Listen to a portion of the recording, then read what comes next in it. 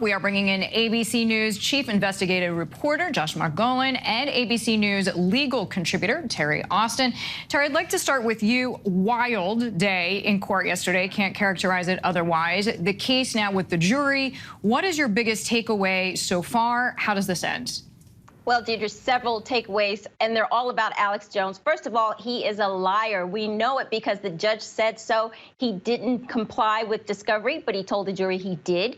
He told the jury he was bankrupt. We know he is not. And he also said that he had no emails. And now we know, based on what we saw from the plaintiff's attorney, there were emails. He also disrespects the process. I was really surprised at how he basically just did whatever he wanted to do after he left court. He talked about the trial. He wasn't supposed to. He talked about the jury, and the jury asked a question about that. So that surprised me.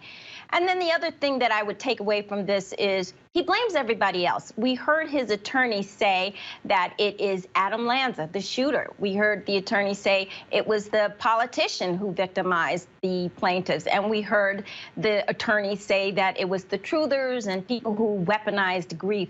But it wasn't his client. It wasn't Alex Jones. So he is not taking any accountability for his actions as far as I'm concerned.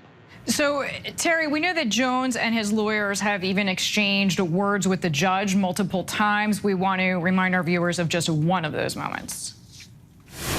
You believe everything you say is true, but it isn't. Your beliefs do not make something true. That is what we're doing here. Just because you claim to think something is true does not make it true. It does not protect you. It is not allowed. You are under oath. That means things must actually be true when you say them. So how is this going to affect the final judgment? The judge is not playing around there.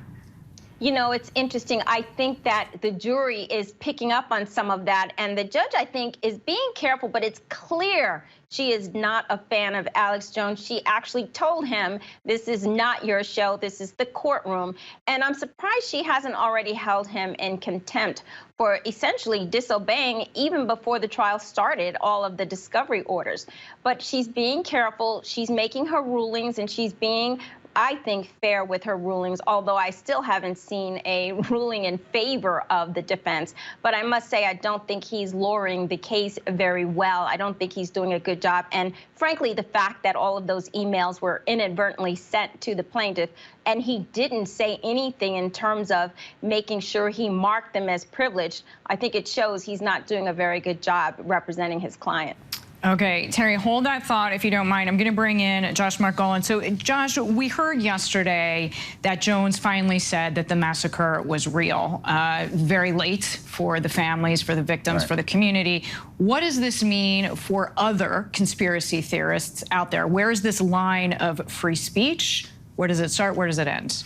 Well, that's a very interesting question, and people are wondering, what does it really matter? The damage has already been done, and in fact, a lot of the followers are going to believe that Alex Jones is just being forced to say this in order to get out of a mess he's in court.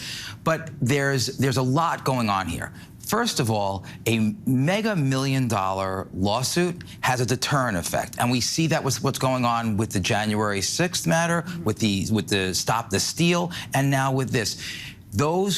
We all have free speech in this country, but it's not unrestricted. The restriction is you have to tell the truth. And you can't hurt people. Which is the point the judge was making. Exactly. Right? And so the end result here, and we've seen this before, he said what he said, and he had every right to say it, but he also has every right to be held accountable, and he could see his empire collapse financially because of this. So we've been talking a lot, and you named a few other conspiracy theorists. There are platforms. I mean, how dangerous are these groups? Social media makes it so much easier for them to connect. So how dangerous are these platforms? Well, the truth is that we have seen with this lone wolf, lone offender phenomenon that just one person is dangerous. So there's a lot of danger out there. Now, you can't say that nobody can have free speech because we're worried about one person.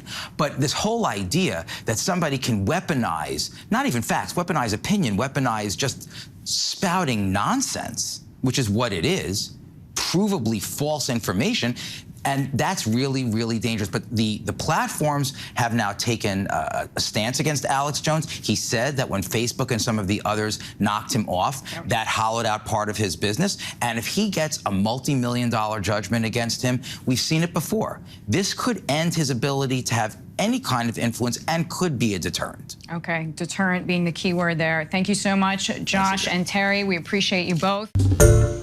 Hi, everyone. George Stephanopoulos here. Thanks for checking out the ABC News YouTube channel. If you'd like to get more videos, show highlights, and watch live event coverage, click on the right over here to subscribe to our channel. And don't forget to download the ABC News app for breaking news alerts. Thanks for watching.